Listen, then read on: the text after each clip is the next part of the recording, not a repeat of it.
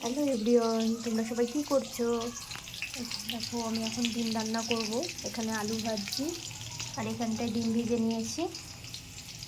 আর এখানটায় আলু ভাজা হচ্ছে। আর এখানে এই যে মশলাটা বেটে নিয়েছি, আদা, রসুন, পেঁয়াজ, টমেটো।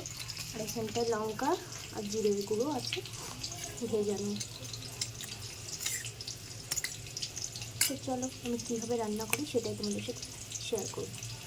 এই দেখো, আলুগুলো আমার ভাজা হয়ে গেছে। এবার আলুগুলো একটু নামিয়ে নেবো, তারপরে ফোড়ন দিয়ে দেবো। দেখো, কড়াইতে ওই আলু ভাজার তেলটার মধ্যেই গোটা গরম মশলা, একটা শুকনো লঙ্কা আর একটা তেজপাতা দিয়ে দেবো, আর সামান্য একটু জিরে দিয়ে দেবো।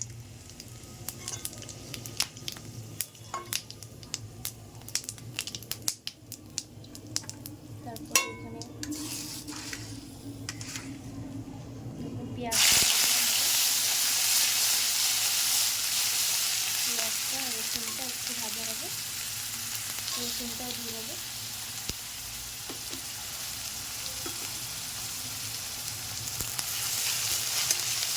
লাল লাল হয়ে গেলে তারপরে আদাটা আর টমেটো আর লঙ্কা জিরেটা দিয়ে দেবো।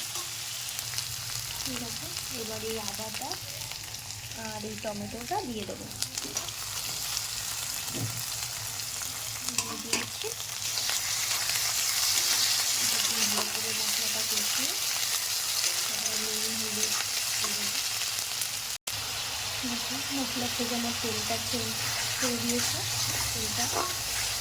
এবার এখানটা আমি লবণ আর হলুদ দিয়ে দেবো।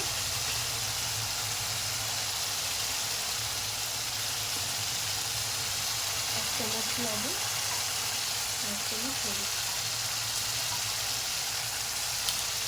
দিয়েছি।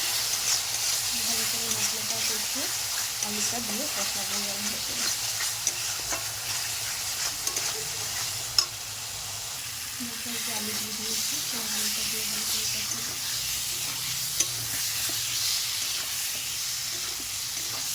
ভালো করে কষিয়ে তারপরে জল দেবো।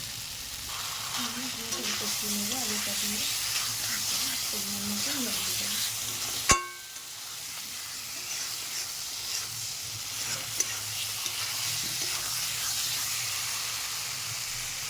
এবার জল দিয়ে দেবো।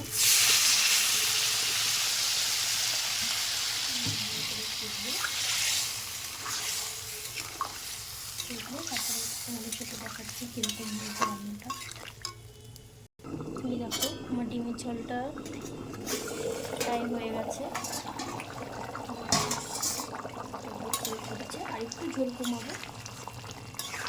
তারপরে গরম মশলা দিয়ে নামিয়ে দেবো।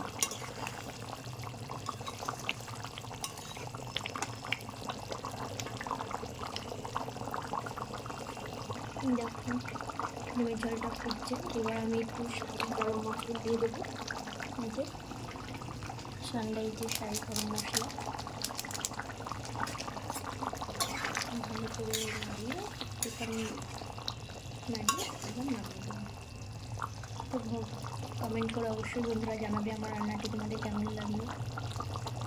বন্ধুরা, যে ফাইনাল লুকটা কেমন হয়েছে দেখো, কমেন্ট করে অবশ্যই জানাবে বন্ধুরা। Tata, bye bye.